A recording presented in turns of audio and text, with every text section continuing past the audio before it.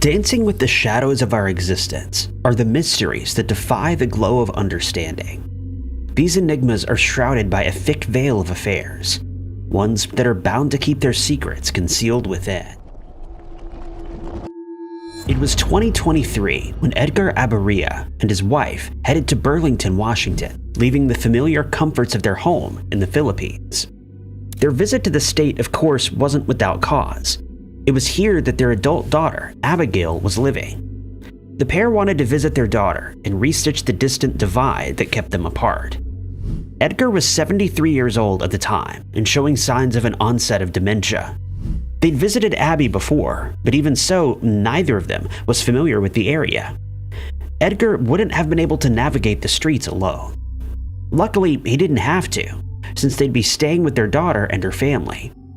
Believing that nothing could possibly go wrong, everyone settled down and prepared for the upcoming celebratory event of the 4th of July. But when that day came, the jollification was replaced by a sense of panic instead.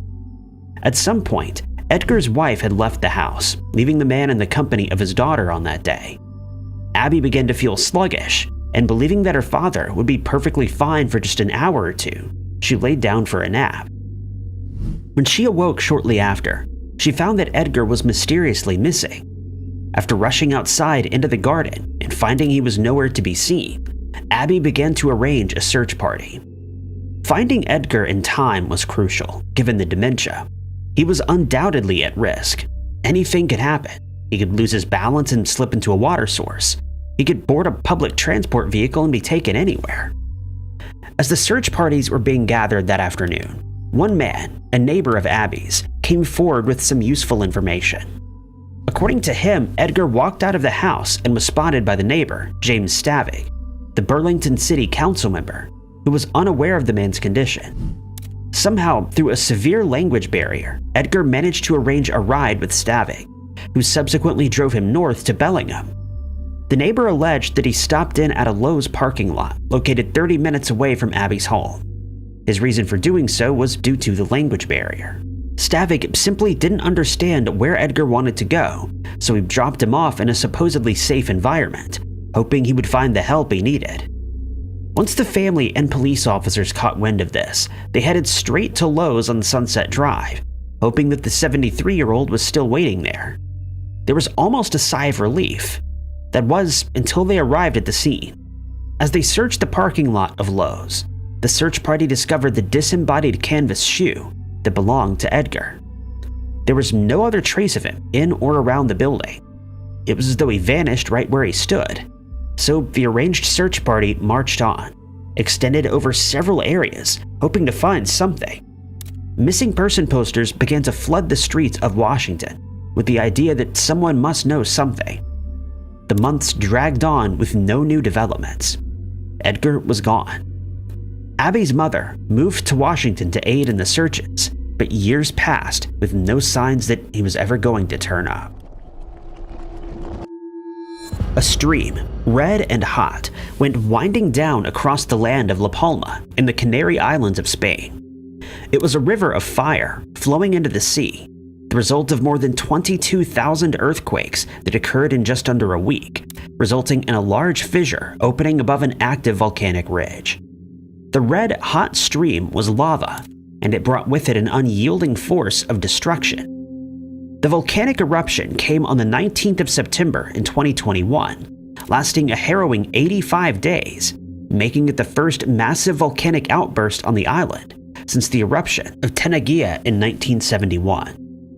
Fountains of lava shot out, hundreds of feet into the air, while molten rock poured from the cone-shaped vent.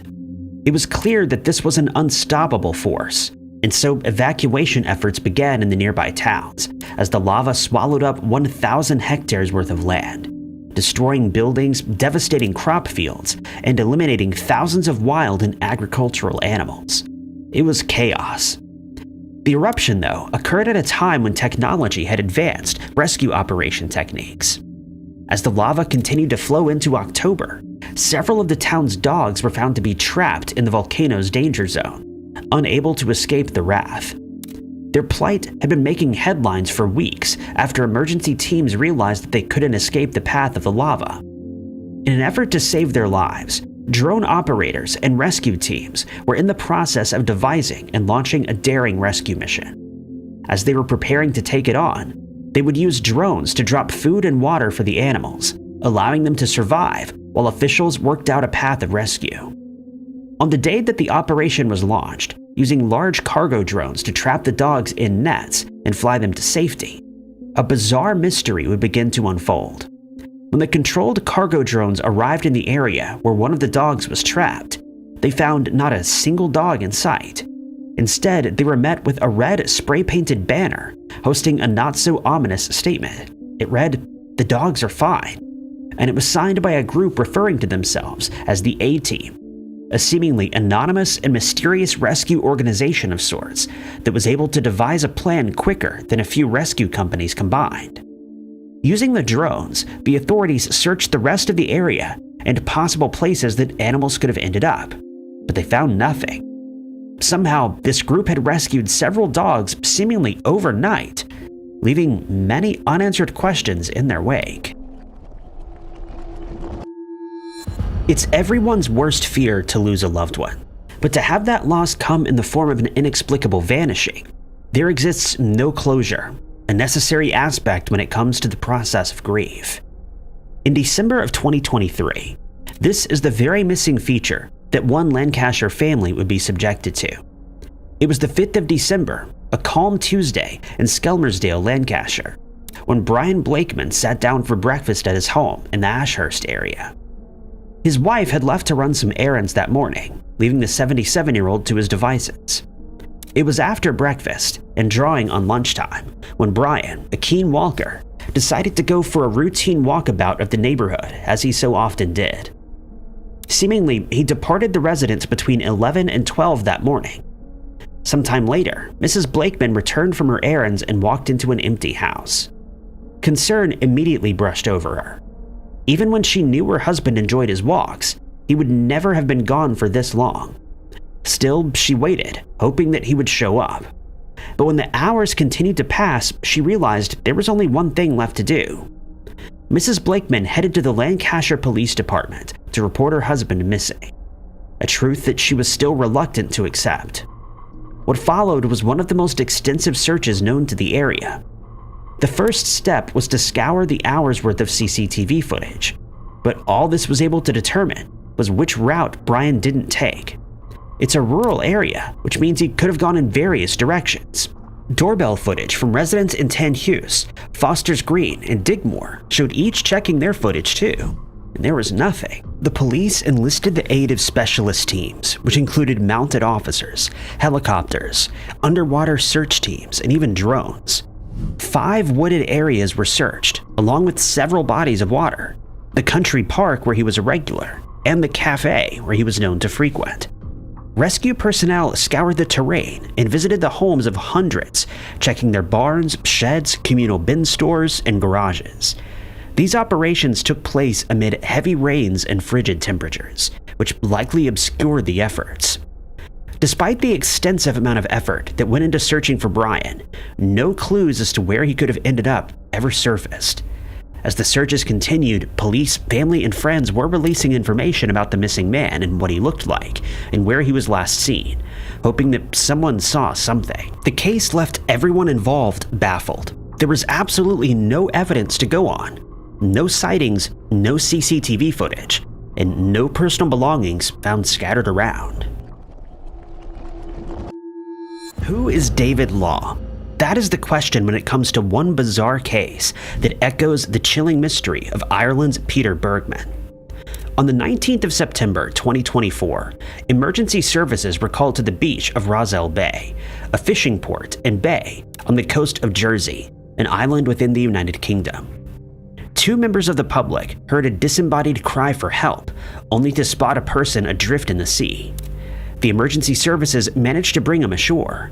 The mystery man was wearing a wetsuit, a swim cap, goggles, and a belt bag that contained €265. He was treated on scene by paramedics before being transported to the General Hospital, where customs officers began questioning him. It was then that the most bizarre narrative began to unfold. The mystery man identified himself as David Law, and claimed to have swam 13 hours from an undisclosed French beach. His alleged reason for doing so was to return home to London, stating that he was a British citizen. Despite his claims, David carried no identification with him or any travel documentation that would substantiate his strange story. Subsequently, he was arrested. During interviews, he explained that he was born in London, but grew up in places like India, Bangladesh, and Myanmar, where he had lived for 10 years. He was told that he spoke with an accent, but he dismissed the allegation, maintaining that English was his first and only language. In an effort to prove his claim, he made a quote by Shakespeare, which of course wasn't enough to convince officers of his identity. During questioning, David claimed that traveling to the United Kingdom by swimming was a better way of doing so, rather than contacting an embassy. He maintained that he did have a British passport when he was younger, and expressed that he didn't trust the government, claiming that customs officers were trying to pressure him into making a mistake. David insisted that they had more than enough information to verify his identity. When customs officers began running further tests, including DNA, the mystery only deepened. His DNA and fingerprints were not in the immigration database.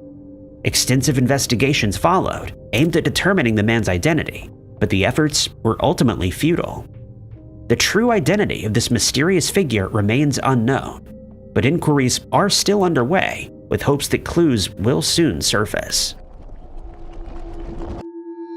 There's much that we don't know about our universe.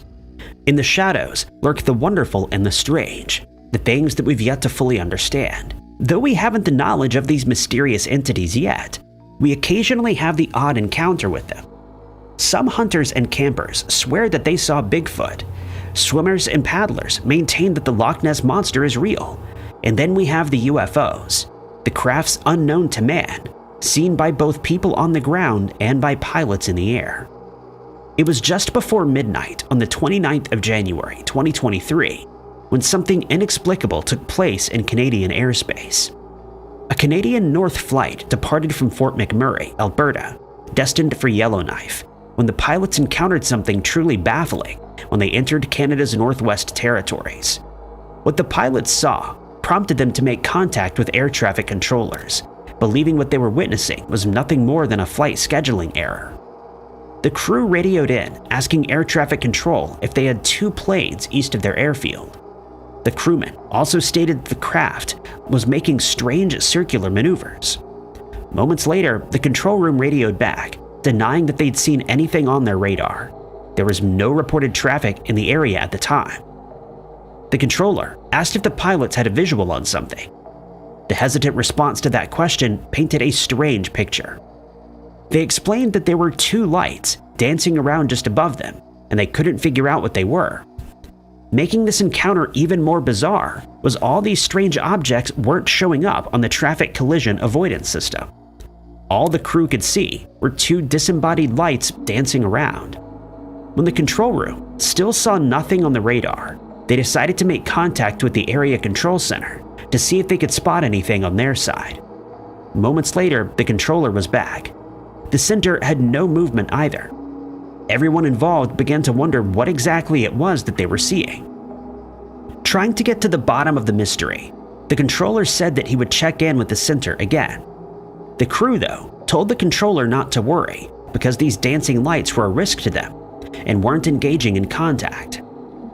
The traffic controller stated that they would talk more on the ground and that they would be filing a service report, short for communication instructions for reporting vital intelligence sightings. This requires any and all possible intelligent sightings to be reported, whether the craft appears suspicious, hostile, or not. In the final moments of the conversation, the controller asks the crew what color the lights were. They responded, white. After a brief pause, one of the crew members came back onto the radio to say, "We're not crazy," with air traffic control ending the conversation with, "No, we believe you." Yann Bourdon, a French national, was studying history at the Sorbonne University of Paris. The student was passionate about learning about the cultures of the world. During his studies, he took a keen interest in seeing the rest of the world, and in 2021, he would set out on quite the journey to make that dream come true. Starting off his journey was a flight to Sharm el-Sheikh, where the 27-year-old spent 2 days visiting Mount Sinai and St. Catherine. From there, the exciting trip took him across Europe and Turkey before placing him in Cairo. He maintained regular contact with his family via emails to his sister. Through this method of communication, the family would learn that Yan had arrived in Cairo on the 27th of July in 2021, where he would spend the night in a hostel. This update, though, also held a peculiar piece of information. As he was making the trip to Cairo, Yan had met an Egyptian officer who invited him to spend time with him and his friends for dinner and drinks.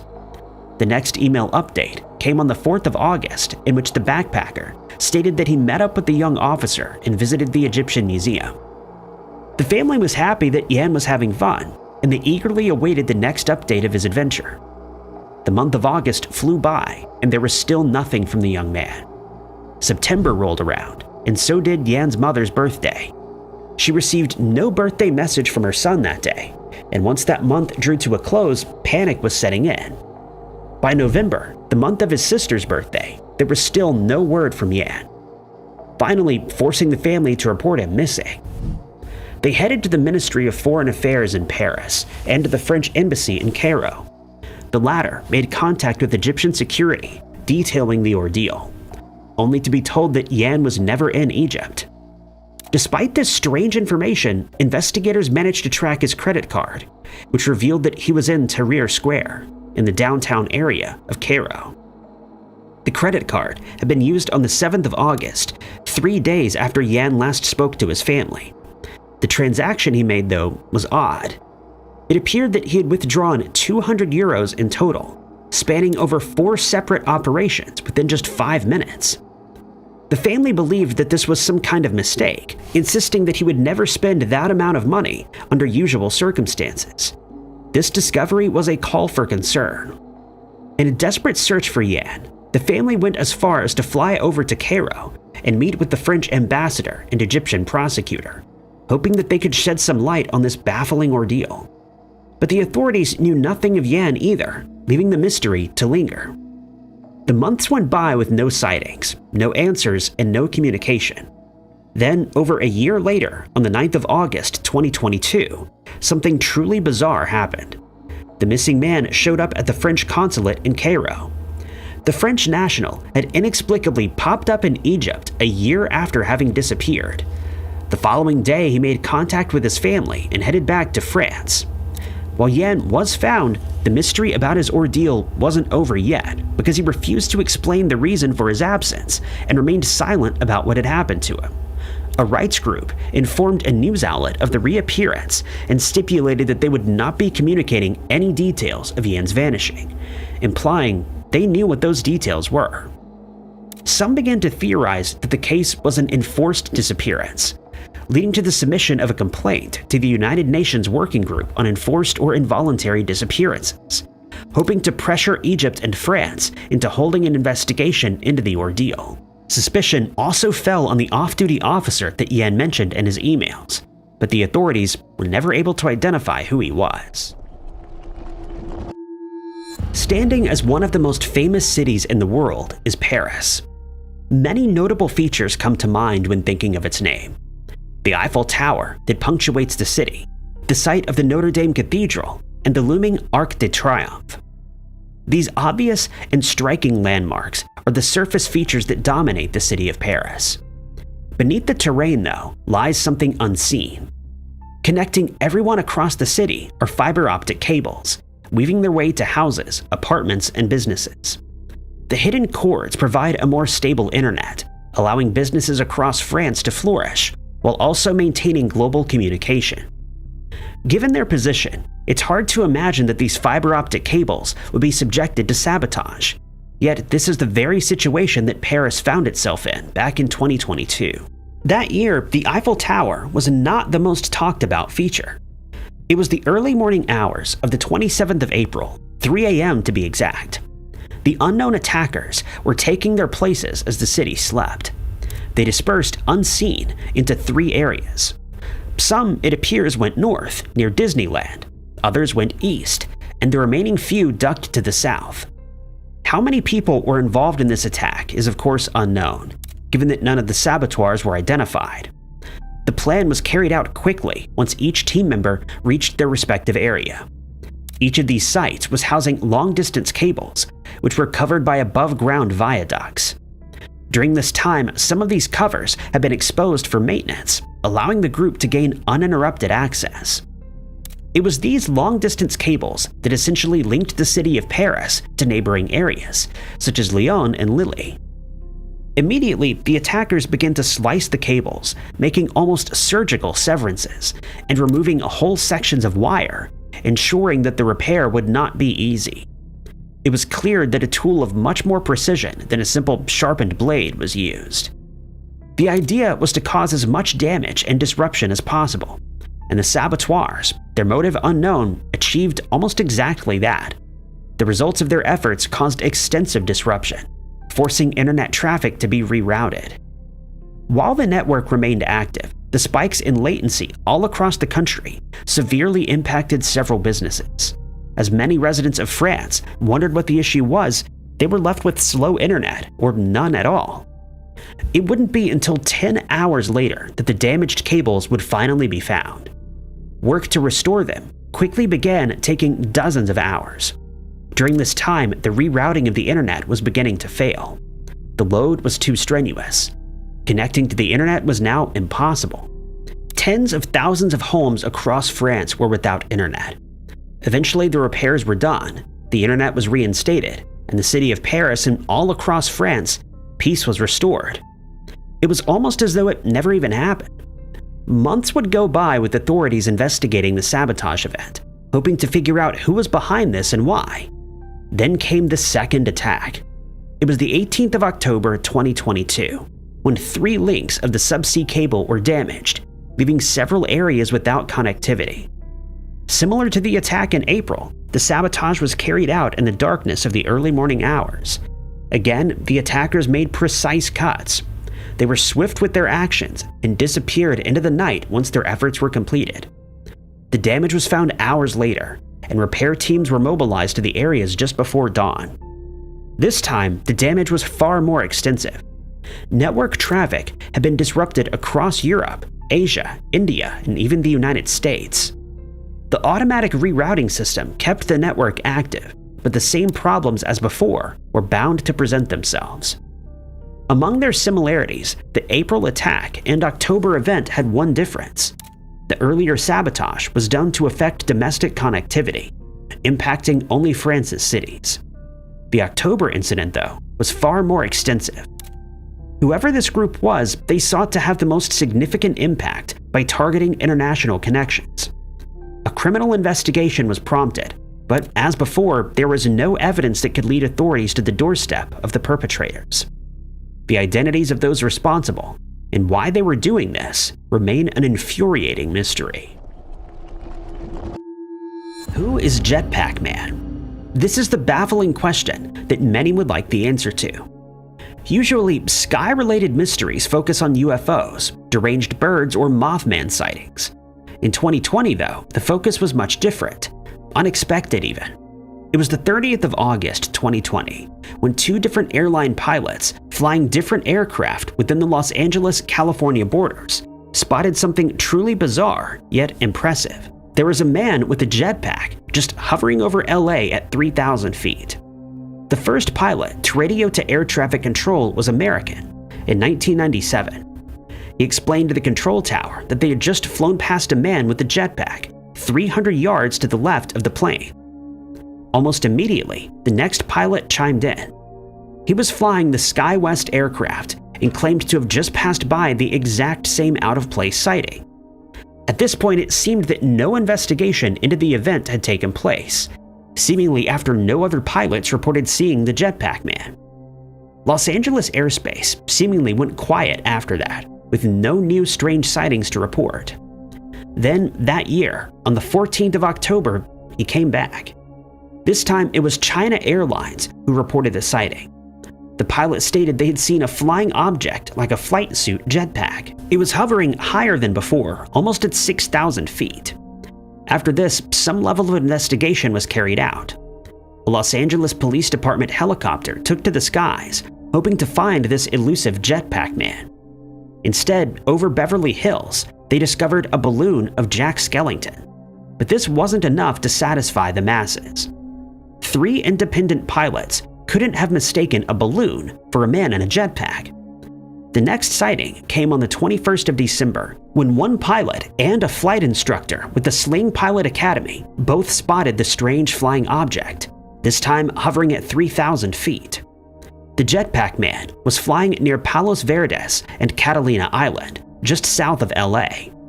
It seemed that by now he was becoming a bit of a nuisance for authorities and air traffic. But despite this, his presence persisted.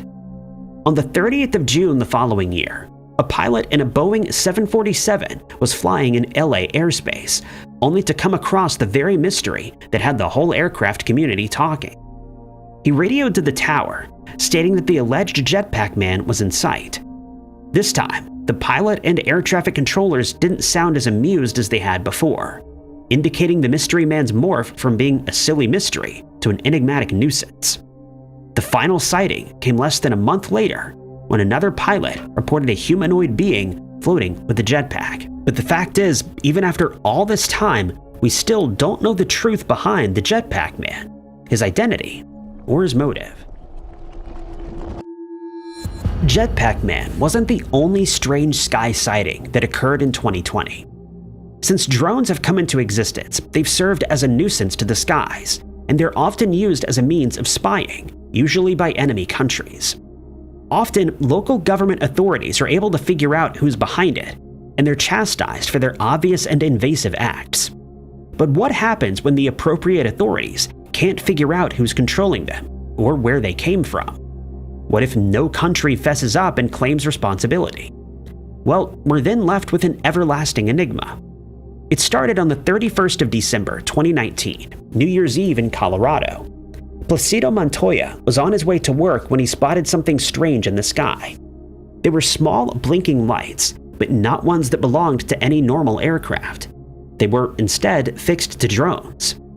Montoya's sighting wasn't the first, and he'd heard some rumors throughout the year that there were unidentified drones floating in the air.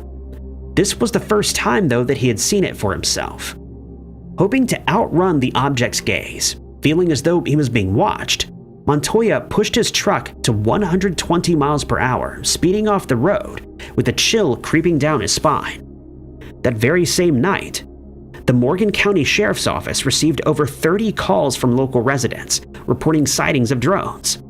Simultaneously, off in Nebraska and Kansas, they too were dealing with a similar ordeal. One deputy in Nebraska had spotted a swarm of 30 to 50 drones in the sky. Each report filed with the respective police stations suggested similar experiences. The drone sightings always came between 6 and 10 p.m. They flew in a grid-like formation and had wingspans of up to 6 feet, much larger than your standard drone. For obvious reasons, this phenomenon had caught the attention of multiple agents, political entities, and national authorities. The presence of the drones was undoubtedly a security risk. The FAA subsequently launched an extensive investigation, aiming to determine the source and purpose of these unauthorized crafts. A meeting with several agencies was held in Colorado, which saw the sit-down of over 70 federal, state, and local organizations. This included the FBI and United States Air Force. Each of these agencies tallied up its findings from its independent investigations. Those tallies amounted to 0. No one had found anything. From there, Colorado and the rest of the world were left with nothing but speculation. Were the drones from the military? And were the military just denying it? Perhaps they were aliens who'd forgotten to camouflage themselves. Some even suggested it was a form of criminal activity, such as espionage, but none of these theories had any evidence to back them up. Jennifer Ann Driver was a woman with a vibrant personality, so vibrant that the 53-year-old adopted the spiritual name Mountain Sun after becoming associated with a religious movement called Love Has Won, which is often referred to as a cult. The group was led and founded by Amy Carlson, who referred to herself as Mother God, who claims to be a divine being that birthed all creation 19 billion years ago. The The movement spread its teachings through constant live streaming, teachings that see a culmination of New Age spirituality, conspiracy theories, popular culture, and Abrahamic religion. Following the natural passing of Amy, whose body was found wrapped in a sleeping bag and Christmas lights, the group seemingly fell apart. They split into smaller factions, each led by Amy's disciples and successors, and promoted their ideologies. It wasn't the influence of this religious movement that made Jennifer who she was. According to friends, it became earthy. She'd become interested in natural medicines, non-processed foods, and living an eco-lifestyle back in 2009. She had plans to move to India or Hawaii, but unfortunately, she would never make it there. On the 16th of October 2021, Jennifer, being as connected to the earth as she was, headed off to go hiking. Equipped with a backpack, blue tent, and sleeping bag, she made her way to the North Crestone Lake, likely taking the North Crestone Creek Trail that wound 11.3 miles. Jennifer was last spotted at the North Crestone campground that day, disappearing into obscurity. It wouldn't be until the 29th of that month that the announcement would be made that she had disappeared. A search party was subsequently launched and continued until the 1st of November. Throughout the night and day, searchers found no traces of Jennifer anywhere. None of her items were found along the way, and there were no sightings of her by any of the other campers or hikers. Strangely, while she was camping and hiking, another woman associated with the Love Has Won group was also at the campsite, leading to much speculation, especially considering the strange way in which Amy Carlson's deceased body had been discovered. After a few months of the case going cold, authorities finally managed to make contact with the other members of the movement. The one claimed that they'd split up at the campsite, but didn't say why. The member allegedly never met up with Jennifer, nor did she see her again after that. In January of the following year, a new piece of information came to light. Supposedly, Jennifer had left a message for a friend wishing her well. The message stated, "I'll be leaving my body and going to my star system." While it may have appeared to be an open and shut case, questions still lingered. If Jennifer did meet her untimely end, then where was her body, and where were the items she took with her? Making this disappearance even more strange was a separate yet connected incident in which a former member also disappeared. Could the cult she was affiliated with have had something to do with these disappearances? Or was it an intentional disappearance orchestrated by the woman all on her own? The mystery is endless. As of 2025, neither Jennifer nor her body has ever been found. Speculation still falls on the Love Has Won movement, prompting new groups to be established, hoping to overcome the alleged atrocities experienced with it. Unexpected coincidence at a dinner party helped one man solve a family mystery dating back 100 years. The mystery began with the man's father, Jeffrey Morgan. During the First World War, Morgan served as an engineer lieutenant on the HMS Warrior. He was one of 8 men working in the ship's boiler room during the famous Battle of Jutland on May 31, 1916. The battle was the largest sea battle of World War I and has been described as one of the greatest naval battles in history. It took place off the coast of Denmark over the course of 36 hours between May 31st and June 1st. Thousands of men lost their lives, and both British and German ships were sunk. Among those that came to rest at the bottom of the ocean was the Warrior. Morgan didn't talk about his war experience with his son, David, much, but he had told David that a petty officer saved him from drowning during the battle. David never learned the man's name, and as his father passed away when David was just 17, it seemed unlikely the mystery would ever be solved. But in 2016, he was at a dinner party when he overheard a conversation that would solve the mystery. A local author, Rosie Parr, had just published a book about her grandfather's experience during the war. Rosie wasn't at the dinner party, but her book was the topic of conversation. One of the stories recounted sounded a lot like what Jeffrey Morgan had experienced, but was told from the point of view of the rescuer. David contacted Rosie, suspecting that her grandfather had been the mysterious petty officer that had saved his father's life. In another strange coincidence, he discovered that Rosie lived nearby. More than 100 years on from the Battle of Jutland, the descendants of the 2 men involved in this story were now neighbors. Rosie was able to fill in more details of the story. The hero's name was George Lancaster. He and Morgan had served together on the Warrior for 18 months when it came under attack. During the Battle of Jutland, a shell burst through the side of the ship and into the engine room. The whole ship was taking on water fast, but the men couldn't stop their work. They needed to keep the engine running so that the ship could escape from the enemy attackers. Their decision saved the lives of most of the 700 sailors on board. But by staying in the engine room, the men had trapped themselves in. Once the Warrior was clear of any danger, they set about trying to save themselves. The metal that surrounded them was extremely hot, as there was a fire elsewhere in the ship. Water was rising, and there was little way to escape. Morgan instructed everyone to hold hands to stop anyone from being pulled away, but the hot water from the engines and floating machinery made it difficult to stay in contact. Morgan was almost swept away, and that's when Lancaster rescued him. He pulled Morgan up and kept his head out of the water. The men were rescued when they started singing. Others on board the ship heard the song and opened the trap door to rescue them. Only 3 of the 8 men in the boiler room survived. If it hadn't been for Lancaster's effort, it may have only been 2. Accidental discoveries in science and medicine can help to revolutionize the world, deepen our understanding of the world around us, and even save lives. In 1811, it was an accidental discovery in the midst of the Napoleonic Wars that helped to save countless lives in the future. Bernard Courtois was a chemist working in the saltpeter business. It was the same industry his father had been in, and Courtois started working with his father at an early age. Saltpeter was an important component of the powder used in military weapons at the time. Its chemical name is potassium nitrite, and it's a mixture of potassium, nitrogen, and oxygen. There are some natural deposits of saltpeter, and it's especially found in caves, but it could also be manufactured. Manufacturing saltpeter involved beds of organic matter, including animal and vegetable material, but an important ingredient was wood ash. This contained the potassium needed to produce the saltpeter.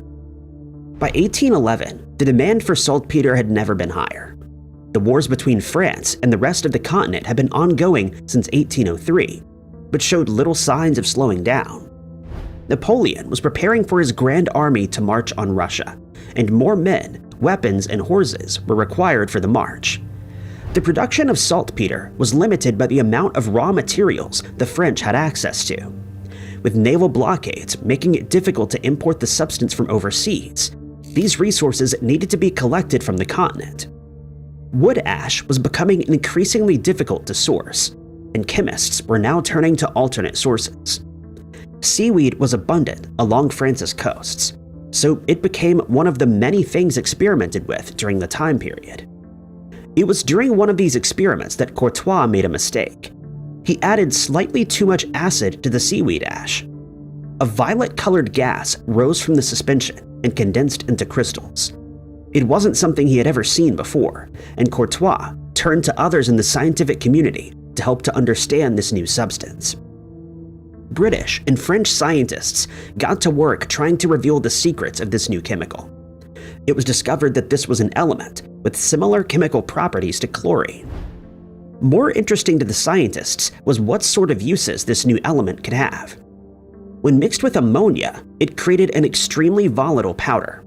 Even the slightest touch could trigger a detonation. This wasn't something that the army could use in their weapons, but it did have a place on the battlefield. Iodine is most commonly known today for its antiseptic properties. At the time, doctors didn't know what exactly was happening. Germ theory hadn't taken root yet, but they did understand that washing wounds with iodine would improve the chances of recovery. This became especially useful in the American Civil War when many soldiers had their lives saved by the remarkable new invention. Today, washing a wound with soap is more effective, as iodine can damage healthy tissue, as well as the germs that cause infections. But in the 1800s, this was a revolutionary discovery. In 1139, Alfonso I of the House of Burgundy was crowned the first king of Portugal. At the same time, another Alfonso was ruling over Spain. Alfonso VII of Spain was also from the House of Burgundy, but these were two completely separate houses, and both coming to power around the same time was nothing more than a coincidence. Burgundy refers to an area of land on the border between what was at the time France and the Holy Roman Empire. It had once been a kingdom that had been able to hold back the Western Roman Empire. It survived to become an important player in Western Europe after the empire's fall. But it wasn't long before they came under the threat from their Frankish neighbors to the west, as the Merovingians and the Carolingians consolidated power through most of Western Europe. The kingdom of Burgundia became consumed by the Frankish Empire. But Frankish law dictated that inheritance was split between the sons of a fallen ruler, and gradually the empire was broken into smaller and smaller pieces. Eventually, Burgundia was separated into two parts, with the Free County of Burgundy in the east and the Duchy of Burgundy in the west. Even as territories were reconsolidated into more reasonable-sized countries, the two Burgundies remained separate. One was part of France, and the other was essentially part of the Holy Roman Empire. That didn't mean that the two areas were closed off from one another. This was a time when borders weren't necessarily too strict, and the nobility on both sides of the border would interact with one another. This was how Raymond, a son of the Count of Burgundy, and Otto and Henry, two grandsons of the Duke of Burgundy, came to travel to Spain together to help fight in the battles against the Moors. After the battle, Raymond married the eldest daughter of King Alfonso VI. Raymond passed away before the king, but not before having a daughter. When Alfonso VI passed away, the crown initially went to his daughter, but eventually Raymond's son would inherit and become King Alfonso VII in 1126. 13 years later, a new king would be crowned on the Iberian Peninsula. Raymond wasn't the only member of the House of Burgundy to marry a daughter of King Alfonso VI. Henry married Teresa, the illegitimate daughter of the Spanish royal, and was given the county of Portugal to rule over. They had a son, also named Alfonso, and in 1126, he became the sole ruler of the county after a battle for control with his mother. But there was still a battle to take control of the land away from his cousin. As a county, Portugal was still part of Alfonso VII's territory. The fighting continued even after the Portuguese Alfonso declared himself king of the territory in 1139. But it wasn't until he received recognition from the Pope in Rome that the crown was secure. Alfonso VII of Castile and Leon and Alfonso I of Portugal may have shared a grandfather through their mothers, but the two men belonged to separate houses of Burgundy. Over the next few hundred years, the two families would go into battle multiple times, but also intermarry. The Portuguese House of Burgundy came to an end in 1383, when Ferdinand I passed away. His daughter Beatrice married the King of Castile, a member of the junior branch of the Spanish House of Burgundy, but Castile and Portugal would not reunite. The Portuguese crown went to an illegitimate brother of Ferdinand, starting the new House of Avis. Coincidentally, both this new Portuguese king and the Castilian monarch had the regional name John I. Most people have heard of the Cambrian explosion, a brief period in the Earth's history, just over 500 million years ago, where all of a sudden, diverse life seemed to be everywhere. Through countless fossils, scientists have been able to tell the evolutionary story of all animals we see today, but before this point remained a mystery. To Charles Darwin, it was a significant problem for his theory of evolution.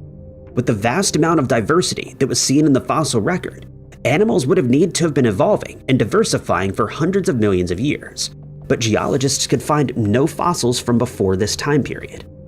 Darwin can offer no explanation. It was only a chance discovery by two schoolboys in the 1950s that finally opened up a previously hidden world. Roger Mason and a friend were out climbing over rocks in Charnwood Forest in 1957 when they noticed something strange. The rocks here were extremely old and had been dated back to the pre-Cambrian era, so it should have been impossible for there to have been any fossils. But Mason and his friends were looking at something that looked like the fossil of a fern. Mason took a rubbing of the fossil and brought it home to show his family. They had a connection with the researcher at the nearby university. It took some convincing to get the researcher to take the sighting seriously, but when he came to see the fossil in person, he knew this was something special. The fossil was given the name Charnia masoni, named after the forest where it was found and the boy who found it. Mason later went on to become a geologist professionally. Almost as soon as Charnia Masoni was recognized, people around the world were spotting these unusual Precambrian fossils. They'd been seen as far away as Russia and Australia. It would also later emerge that Mason wasn't the first person to spot the Charnwood Forest sample. Just a year earlier, a girl named Tina Negas recognized its significance and took a rubbing to show her schoolteacher. He didn't believe her story, and it wasn't until decades later that she realized what she had discovered. What exactly Charnia Masoni is remains something of a mystery. Scientists know that it lived on the sea floor, likely in complete darkness. It wasn't a plant. It had no chlorophyll. It's believed it was some kind of animal, but one that was anchored to the sea floor and didn't move. It didn't have a gut or any organs that scientists have been able to see, and it's believed it gained nutrients through osmosis. It may have been something similar to fungi. Charnia Masoni was the first fossil of its kind to be discovered, but it wouldn't be the last, and it served to turn our previous understanding of geology and the Earth's timeline right on its head. Throughout history, unusual natural events have been seen as omens or portents, especially when they coincide with major political events. This was the case in 1855 when an earthquake hit what was then Edo, Japan. Japan is known for its tectonic activity, sitting on the rim of the Pacific Ring of Fire. The year before the 1955 earthquake, two major quakes had shaken the country, but neither would have the major impact that the Great Earthquake on November 11, 1855 would have. The shaking began at around 10 p.m. The epicenter was located in what is today Tokyo Bay, but at the time was in the middle of Edo, the country's de facto capital. The shaking measured a 7 on the surface wave magnitude scale and caused major destruction in the surrounding area. Fires raged through the cities as lamps and other domestic fires grew out of control. By the time the flames were put out, 14,000 buildings had been destroyed, and between 7,000 and 10,000 people lost their lives. This was the first time Edo had been hit by an earthquake in around 150 years. For residents, the coincidental timing and location of the event meant major changes were going to happen. During the later Edo period, every 12 years there were major pilgrimages to the Ise Shrine. These weren't organized events, but saw millions of people from around the country travel to the shrine of the sun goddess. There would be something of a carnival atmosphere among the groups of travelers, but it could be described as anarchic. Wealthy merchants were intimidated into giving food to the hungry masses, creating an element of social unrest. 1855 was one of these pilgrimage years. The element of social unrest took even more significance this year, though, as it was the first since American commander Matthew Perry had brought his fleet to Japan to try to establish trade relations with the country. There was a growing sense of political instability, and nowhere could have felt it more than Edo, Shogun's seat of power. Then in November, the earthquake struck. Just 50 miles away from the earthquake's epicenter is the Kashima Jingu Shrine. It's here where, according to Japanese folklore, the head of a giant catfish that holds up Japan rests. The god Kashima keeps the catfish still with the giant rock, but sometimes he would be away on other business and the catfish would get loose, and this is what caused the shaking.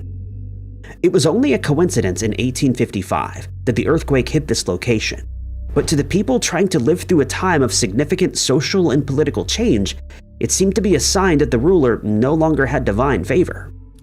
Both the arrival of the American fleet and the earthquake were seen as bad omens. After the earthquake, prints featuring a catfish were anonymously printed and circulated in the city. These were called namazue and included veiled political commentaries, as criticism of the authorities was not allowed at the time. Some associated the catfish with the god of renewal and saw a bright side to the destruction. The wealthy, who'd been seen as hoarding money, would now pay builders and carpenters to rebuild the city, putting that money back into circulation. The coincidental timing and location of the 1855 earthquake didn't immediately bring an end to the Edo period, but exactly 12 years later, it did set movements into motion. Over the course of thousands of years, A cave in the south of Spain was the canvas for generations of ancient humans, who used charcoal, ochre, and the contours of the caves itself to make depictions of the world around them.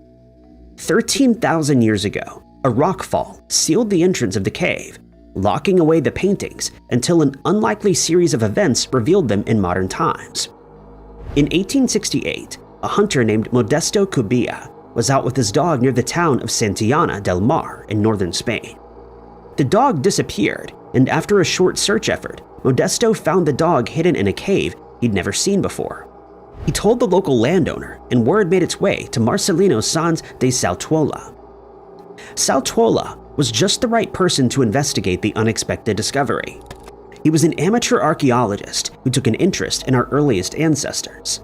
In 1875, he took a look at the cave and noticed some black lines on the walls.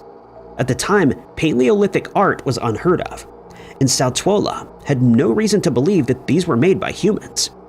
He was more concerned with finding evidence of human activity on the ground. Nothing significant was found at the time, but the cave of Altamira would stay in his mind. In 1878, he visited the Universal Exhibition in Paris, where prehistoric objects found in caves in the south of France were on display. It renewed Saltuola's interest, and the following year he decided to take another look at the caves. This time he took his young daughter Maria with him. It seemed like an inconsequential decision, but it was one that would change our understanding of ancient art.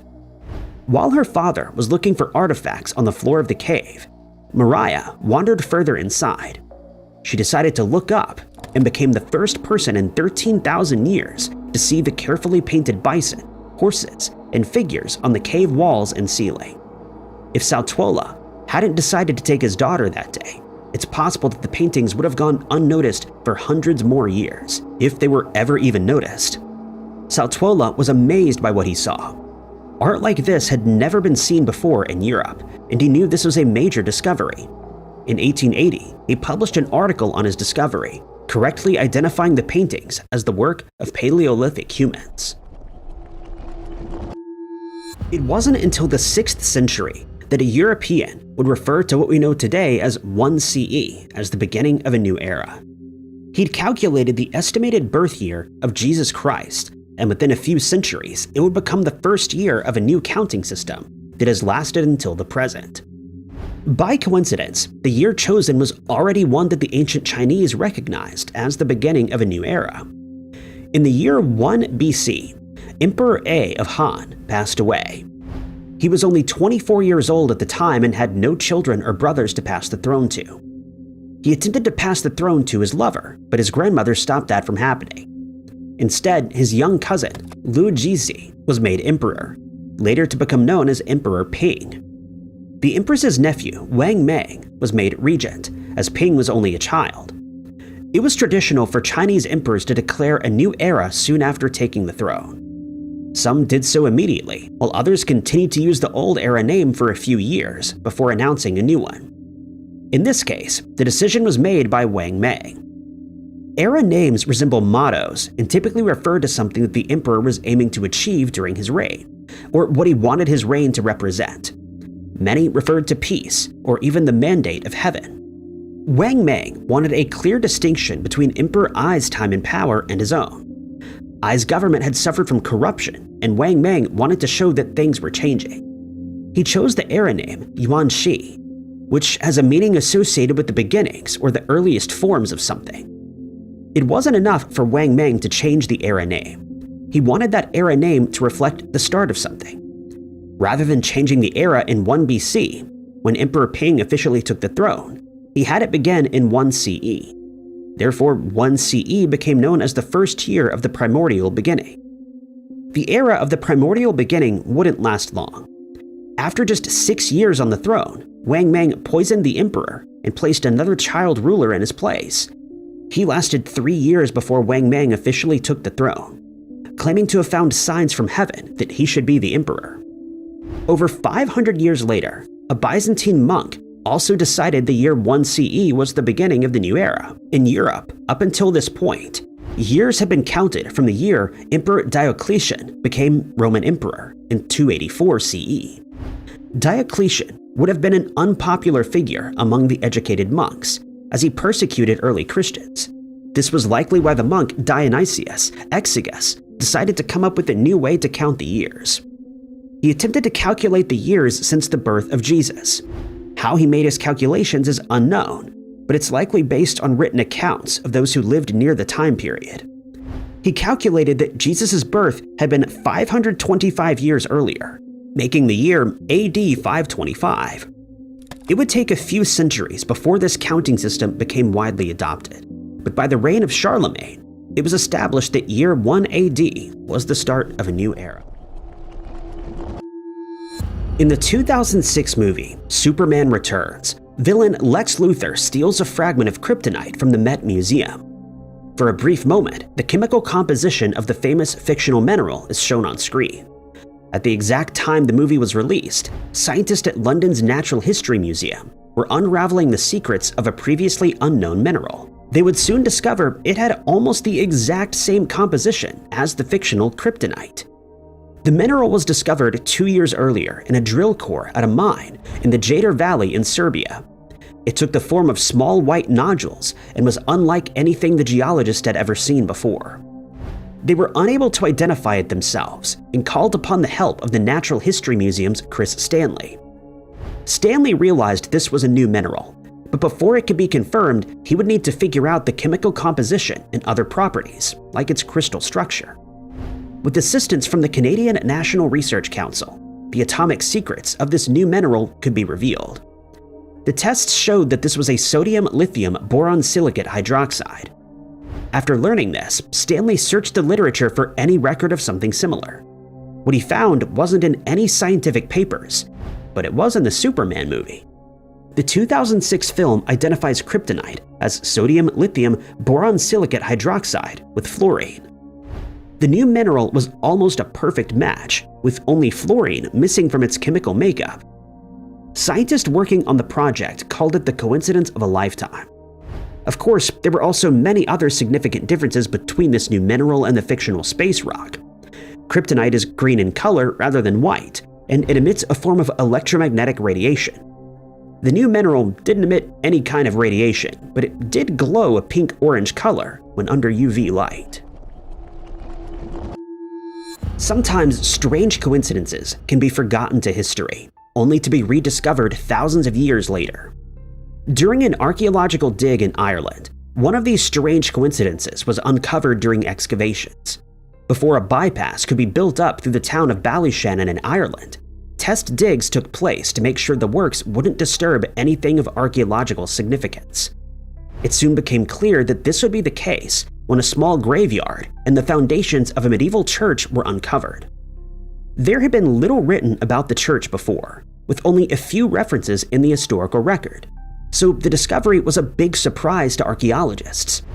Almost 1,300 sets of human remains were uncovered, most from neat graves that were oriented east to west. Most of the people buried at the site showed signs of poor health before they passed away. There were few wounds from weapons, and archaeologists determined they'd mostly been poor individuals who'd lived in the small parish.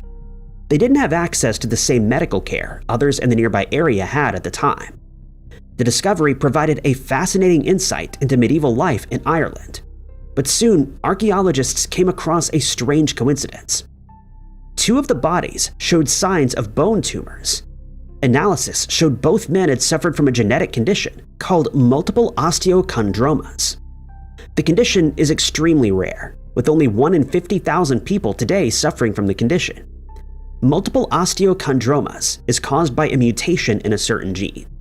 This causes mostly benign bone tumors, which can be painful and lead to limb deformity, reduced stature, and nerve compression.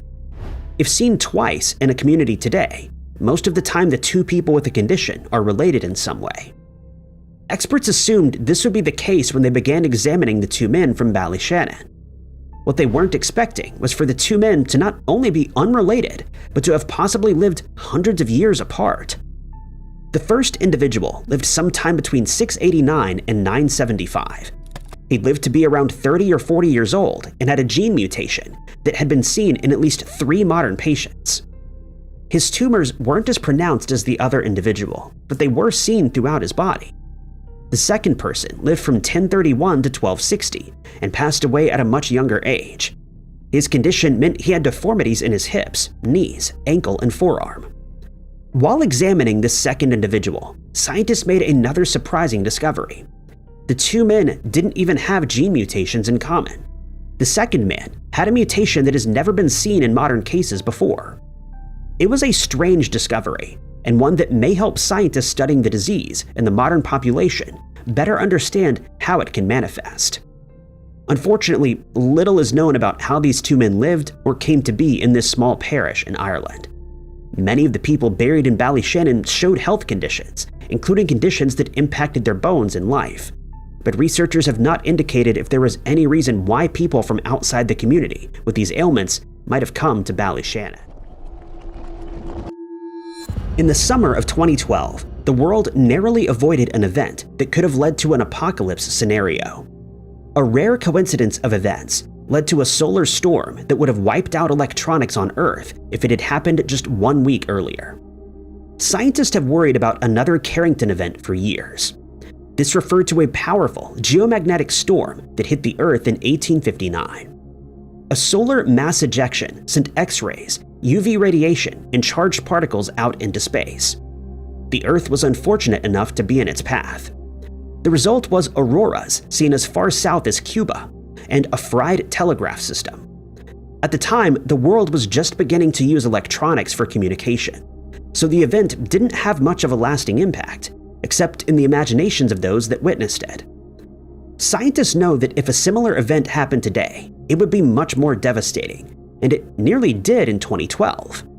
A wave of magnetized plasma hit Earth's orbit on June 23, 2012. Just days earlier, the same spot had been showered with X-rays and UV radiation that would have ionized the Earth's atmosphere if it had been in that location. The energy would have caused radio blackouts and GPS problems. This was followed by energetic particles, which would damage the electronics of satellites. The final hit would be the coronal mass ejection, the magnetized plasma that would cause widespread blackouts and make everything that plugged into the power system useless.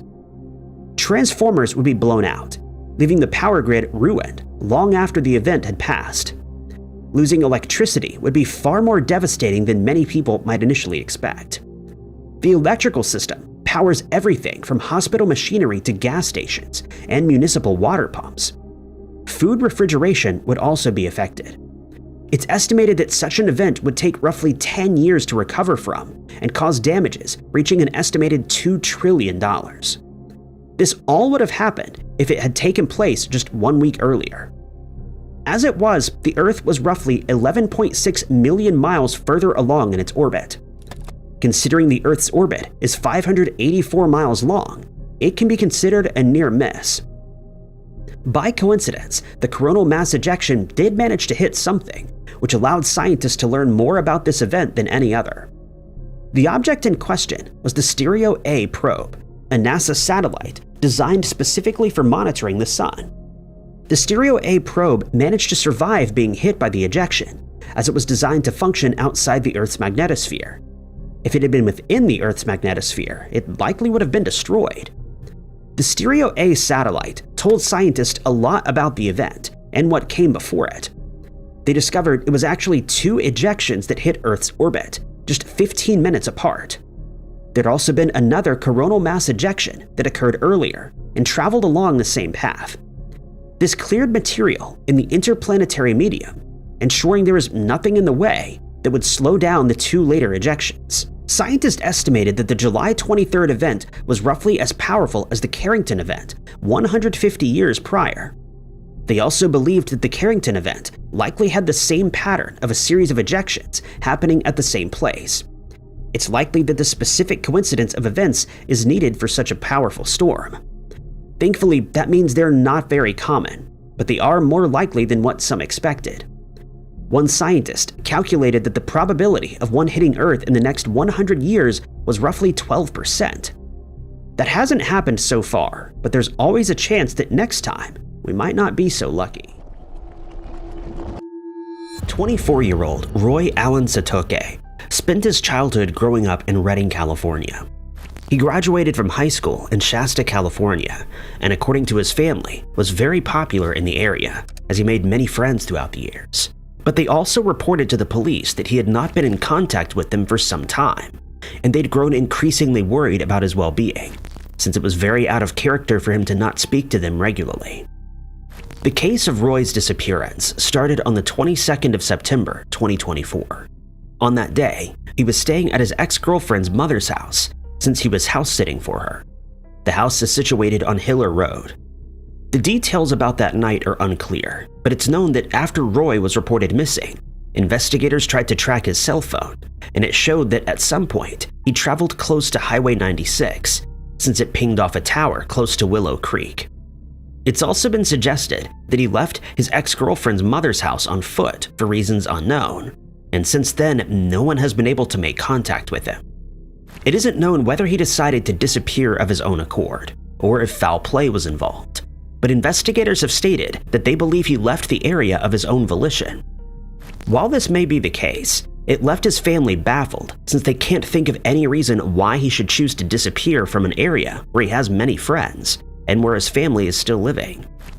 Not many more details are available in Roy's case, as the police have not stated whether the house was searched, what condition it was in, if this was done, or which areas are of interest in his disappearance. They also haven't disclosed whether he owns a vehicle and chose to leave on foot, or if he usually gets around by walking. His mother, Heather Allen, is desperate to find out where he is, and she since traveled to Humboldt County to search for him, vowing not to return before the mystery is solved. Heather has told media outlets that the Arcata Police Department has never conducted a search, and she's never received an explanation as to why this wasn't done. Roy's family has, however, conducted several searches without any results. They've also printed out and distributed flyers with Roy's description in case someone spots him or recalls details about the night that he disappeared. Heather is concerned about the fact that Roy's phone hasn't pinged anywhere else since he's known to have had it with him, and she fears that it may have been lost or taken from him. The fact that no official searches have been conducted has left everyone involved with the case baffled. If you've seen Roy or have any useful information on his case, you're asked to contact the Arcata Police Department at 707-822-2426. The moment when it becomes apparent that a loved one has gone missing must be a harrowing experience. But when the days and weeks turn into years without any word of their whereabouts, the desperation to find any information must be unbearable. This is unfortunately what has happened in the case of the disappearance of 24-year-old Robert Ferjuelle, who's known to his friends and family as Robbie. 33 years have passed since Robert was last seen, and his family is no closer to finding out what happened to him. Robert's sister, Lisa, has told investigators that she last saw him in 1990 when he visited her home so that they could spend some time together. Strangely, most sources state that he then disappeared in either 1991 or 92 from his hometown of Squamish in Canada, and his family is still hopeful that he will be found one day. Robert originally hails from Sault, but after graduating from high school, he moved to British Columbia, where he had 2 children. It's known that at the time of his disappearance, he was living with his girlfriend and was working at an IGA grocery store. But this store has since closed down. Lisa has told the media that Robert used to call his family at least once a week to catch up, and when this stopped happening, they became concerned. But they believed that he would eventually reach out, but soon, weeks turned into months and then into years.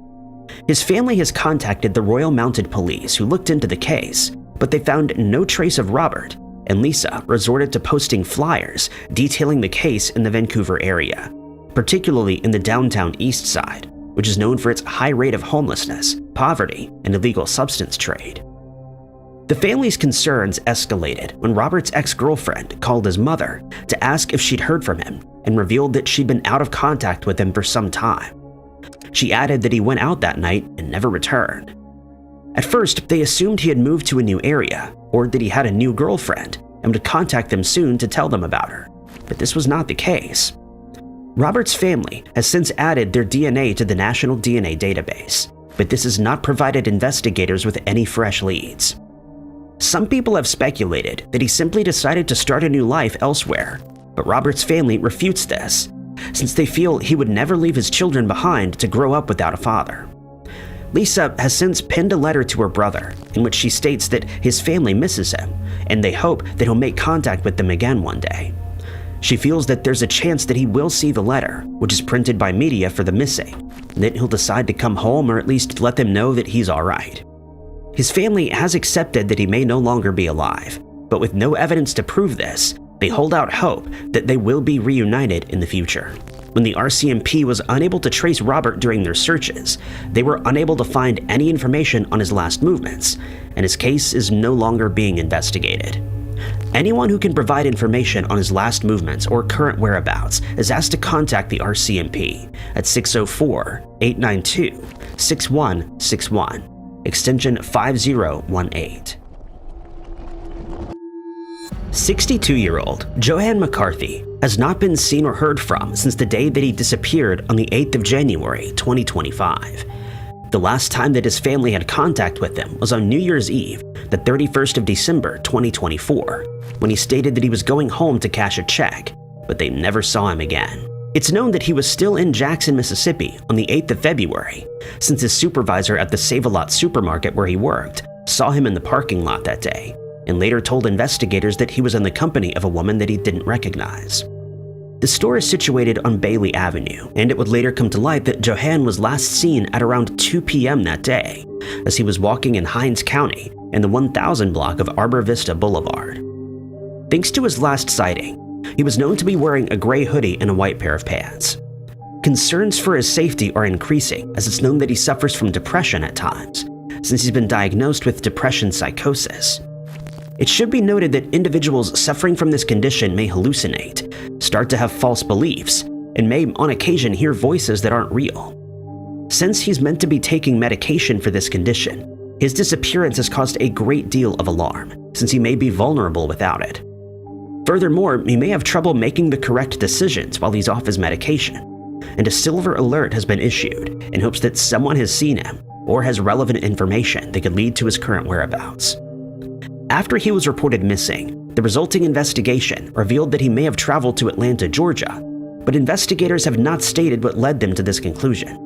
But they did state that they believe he was traveling on foot, and hence he may have been hitchhiking at some point. If this is the case, he would have been seen by several motorists, none of whom have come forward. It's hoped that someone will come across his case and finally contact the police so that his last known movements can be determined. Anyone who has seen Johann or has any information on the woman with whom he was seen is urged to contact the Jackson Police Department at 601-960-1234. Since the 5th of April, 2025, when 49-year-old John Gans disappeared, his wife, Rachel, has been living in a state of what is known as ambiguous loss, which occurs when a loved one goes missing and the details surrounding their disappearance remain unknown. At the time, John and Rachel were contemplating a move from Richmond, Virginia to Springfield, Missouri. They'd not yet decided whether they wanted to commit to relocating, so they decided to visit the Springfield area for a month before making up their minds. Once there, they checked into an Airbnb, and on the morning of the 5th of April, he got into his black 2013 Chevrolet Volt and headed out. The area had been experiencing a lot of flooding in the days before his disappearance, and at around 9:15 p.m., John's car slid off the road in Thomasville. He contacted the Oregon County Sheriff's Office and asked for assistance, after which an officer traveled to his location and helped him get his car back on the road. He then advised John not to continue on that road due to the flooding, and to rather turn back to West Plains, where he had just come from. But that was the last time he was seen. The next day, his car was found about a half mile from the spot where he went off the road. People in that area had been advised to evacuate due to what was described as extreme flooding. Inside John's car, investigators found his wallet, keys, laptop, tablet, clothing, and most importantly, his cell phone, which had no battery life. The area around his vehicle was searched, but no sign of John was found. In the days that followed, more searches were carried out, but only when the water levels started to subside were they able to thoroughly comb through the area. But despite the improved conditions, no further clues were found, even with the aid of helicopters, sniffer dogs, boats, and groups of volunteers. Rachel stated that several other areas have been searched since then, but to no avail. She's put up flyers in Thomasville, since that's the area where he was last seen, but she remains hopeful that someone will come forward with new information. It's very possible that John found himself in trouble again after leaving the area where he went off the road, and since his cell phone was out of battery, he may have been unable to call for aid. He may then have resorted to proceeding on foot before being swept away by the flood, but this remains just a theory, as no such evidence has ever been found. Even if a clue was left behind, it would have been lost in the floods, as several more storms hit the area after his disappearance. This also complicated the search efforts that were underway. Conditions have since returned to normal, but John's whereabouts remain unknown. What's left investigators concerned is the fact that Rachel reported that John was acting out of sorts before he left that day. They had both lost their jobs, and their animals were suffering from medical conditions, which left him depressed. He also had been struggling with a few medical issues, and that night he abruptly told her that they needed to leave. He added that they needed to travel to Rachel's stepmother's house to rescue her from the flooding. But when they learned that their family members in Mississippi were in no danger, he stated that he needed to travel to West Virginia, where his mother lived, since he believed she may be in danger from the flooding as well.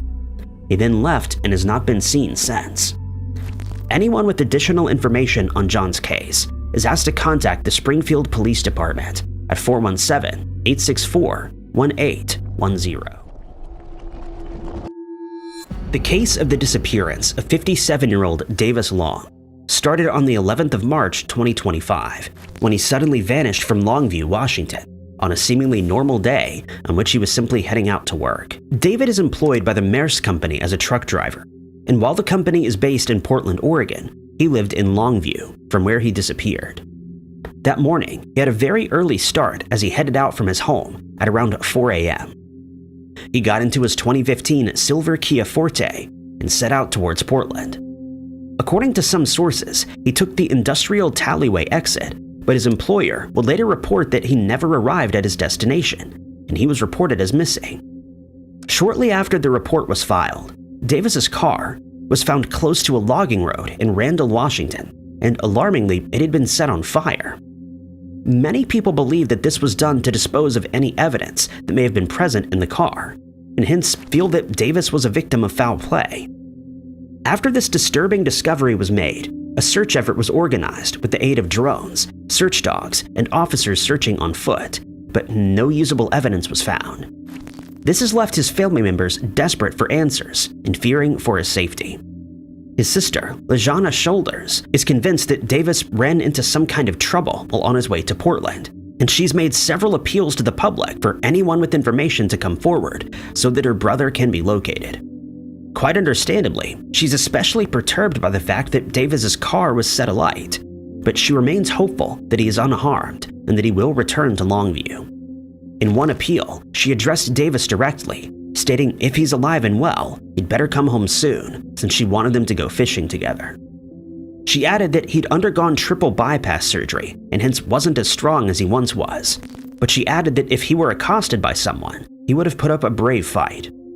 Investigators have reiterated that, as with any missing person investigation, time is a crucial factor in Davis's case, and they've asked that anyone who saw him that morning come forward.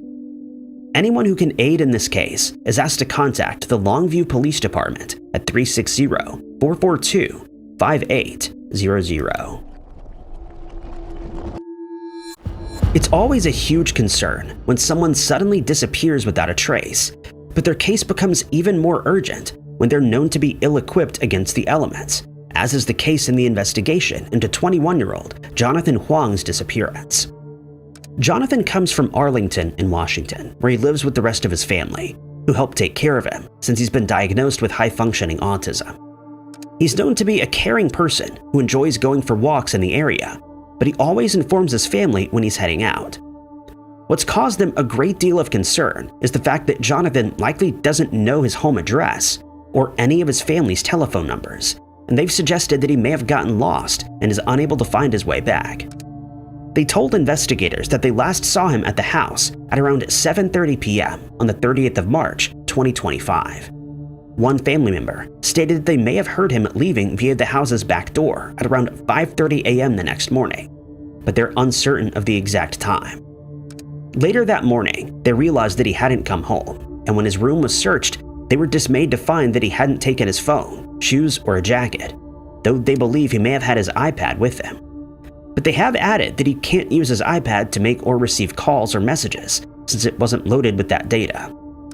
At first, they were hopeful that he would locate a Wi-Fi hotspot and use it to contact them via the tablet, but a lot of time has passed since he disappeared, and it's believed that the iPad's battery has certainly died by now. As soon as Jonathan was reported as missing, the authorities launched a search operation. The woods surrounding the family's house were thoroughly searched by officers from Snohomish, Island, and King counties, but no clues were uncovered.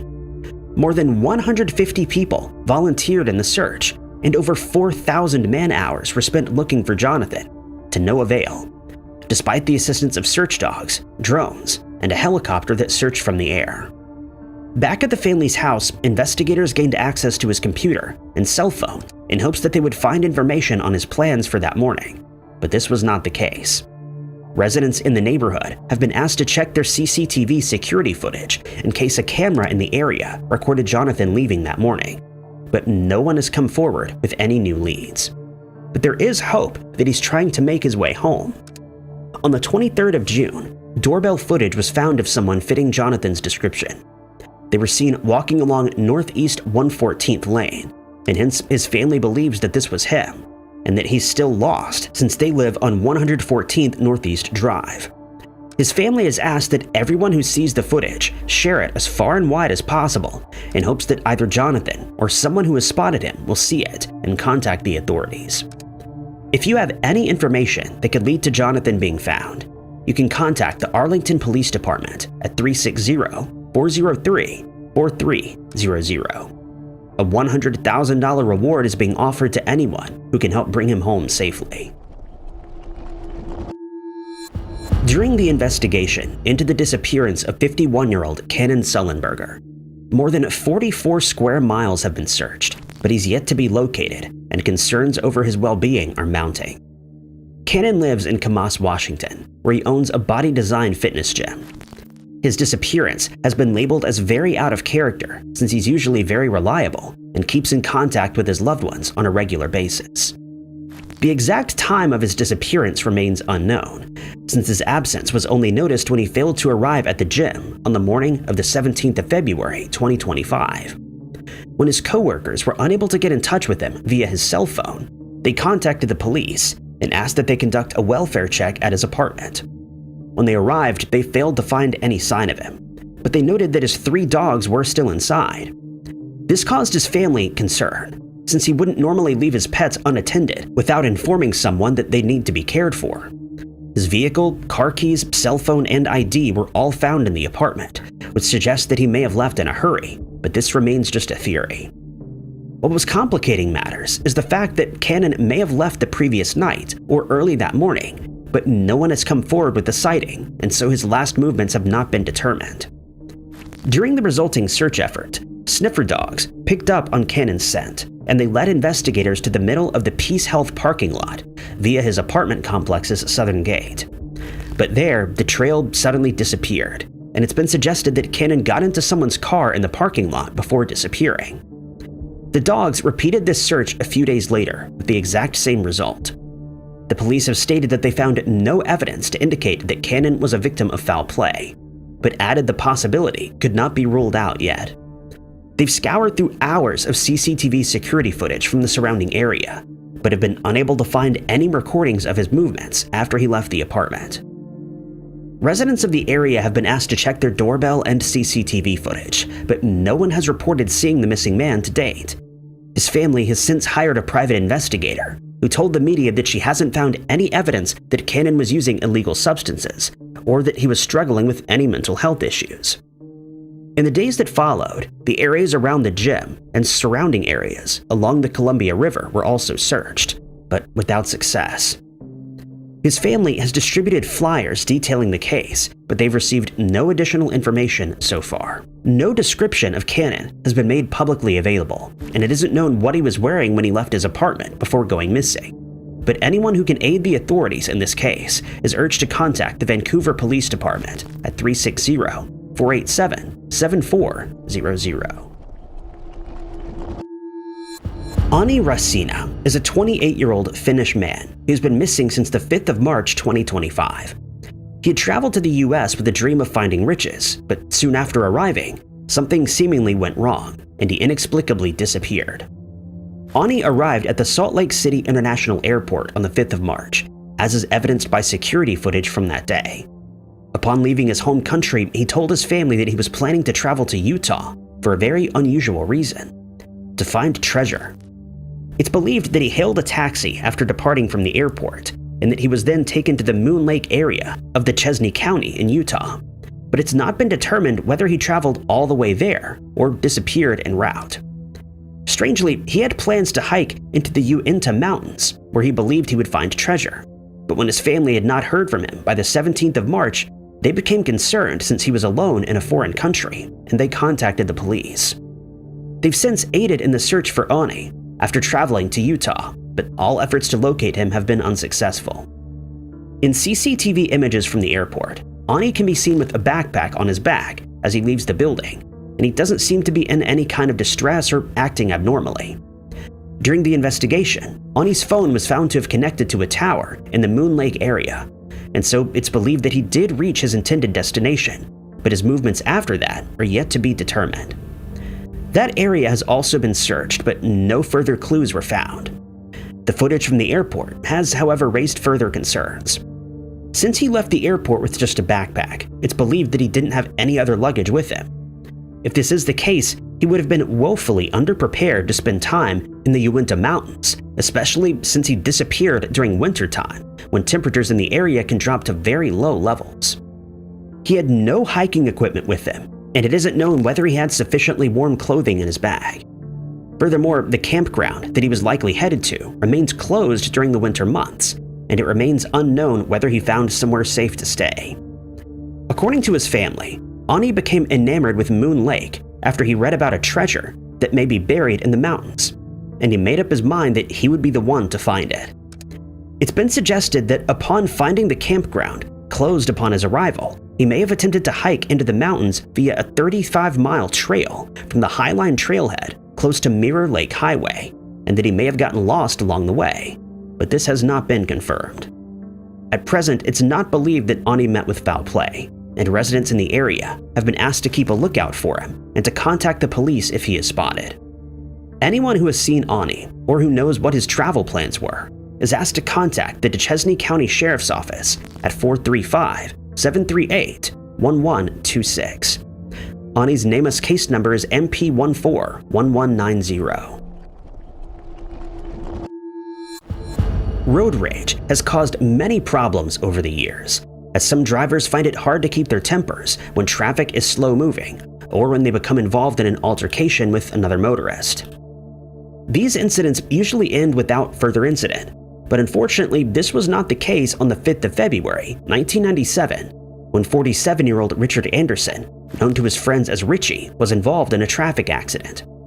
At the time, he was employed as the assistant superintendent of the Valley Central School District. He also served as the director of special education at Haldane in the past, and was married with 3 children. But on that day, his family's lives would be irrevocably changed. At around 6 p.m. that evening, Richard was driving east on Interstate 84 in Fishkill, New York, in the midst of rush hour traffic. When he was about 350 yards from exit 12, a fellow motorist hit his car from the side, and both drivers pulled over to exchange information. But as soon as the other driver, known to be a male, got out of his car, he started yelling at Richard, and an argument broke out. Richard asked the man to produce his driver's license, but instead, the man pointed a firearm at him and pulled the trigger, wounding him in the chest. The attacker then ran back to his car and sped away, leaving Richard fighting for his life by the side of the road. He managed to dial 911 after making it back to his car, and he did his best to tell the dispatcher what had happened while pleading for help. He was able to report that the man had driven east after fleeing, and he provided a description of the attacker. Several witnesses came forward to report that they'd seen the man standing by the side of the road following the accident, but they also gave descriptions, and he's never been identified. Richard was treated at the scene by first responders, after which he was taken to St. Luke's Hospital in Newburgh via an ambulance, but he lost his life before arriving. Over the next 2 decades, investigators received more than 3,000 leads in Richard's case, but it remains unsolved. Thanks to Richard's description, it's known that his attacker is a white male with a slim build, and he's estimated to be in his mid-40s. He stated that he stood about 6 feet tall with a receding hairline, thin nose, and closely cropped beard. He was wearing aviator-style sunglasses and fled the scene in a dark SUV, which Richard believed to have been a Jeep Cherokee with green letters and numbers on a white license plate. Due to these colors, it's believed that the car was registered in Florida, New Hampshire, or Massachusetts. During the altercation, the man stated that he was a police officer, but this may have been a lie, since Richard added that the man was dressed very messily. Unfortunately, no one saw the accident when it happened, and no other drivers had come forward with the description of the vehicle or Richard's attacker. A roadblock was set up after he reported the incident, but without any result. Richard's case remains under investigation, and the authorities have asked that anyone with additional information call 845-677-7300, referencing case number 302-1797. It's said that there's no such thing as the perfect crime, and hence investigators are hopeful that they will eventually be able to solve the murder of 52-year-old Susan Harrison, which occurred on the 5th of August, 1994. At the time, Susan was married to Jim Harrison, and the two had children named Nick and John. But the marriage wasn't a happy one, as the couple frequently fought, likely due to their love for alcohol. Nick and John have since stated that Jim was often abusive towards their mother, but Jim denies this, stating that Susan would become violent and that she was prone to throwing items around the house in a fit of rage. Whatever the case may be, it's known that it was a tumultuous relationship, as is evidenced by one particular incident. That night, Nick was visiting Susan at her house when he woke up in the night to the sounds of the couple fighting. Susan ran into his room, stating that Jim had harmed her, and he called his brother's girlfriend, who agreed to get them. They left the house, but while waiting outside, Jim attacked her once more, and Nick intervened. These types of incidents were common, and at last, in 1994, Susan decided that she'd had enough, and she left Jim to start her own business called The Shady Lady, where customers could purchase handmade lampshades. When she and Jim started seeing each other and fighting again, John and Nick told her that she could either leave him for good or forget about spending time with them. She stated that she'd be leaving him before making plans to visit relatives in Boston with Nick. They were supposed to set out on the morning of the 5th of August, but when Nick arrived at her house, Susan was nowhere to be found. The front door was left open, and her keys were left on the kitchen table.